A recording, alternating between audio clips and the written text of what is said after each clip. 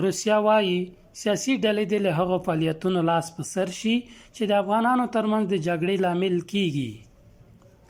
سلام، وخت مو په خیر. که غواړئ په دې باب کره او تازه معلومات ترلاسه کړئ، ویډیو تر پایه وګورئ. روسیې ویلي چې د افغانستان سیاسي ډلې باید د اوس لپاره داسې کومه هڅه ونه کړي چې د افغانانو ترمنځ د جګړې باعث کیږي.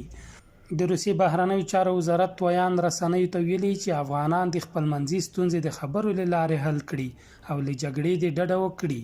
نوموړي ویلي دوی باید پر داسې لارې چارو فکر وکړي چې ملي روغې جوړې ته لار هواروي، سوله ټینګوي او په افغانستان او شاوخوا سیمه کې د دوامداره ثبات او امنیت لامل کیږي. نوموړي دا خبرې په داسې مهال کړي چې په افغانستان کې د طالبانو حکومت پر ضد د احمد مسعود په مشرۍ د مقاومت جبهې او له افغانستانه بهر د سیاف او تمامد نور ډلو فعالیتونه پیل کړي دي. تر بلې ویډیو مو په لوی الله سپارم.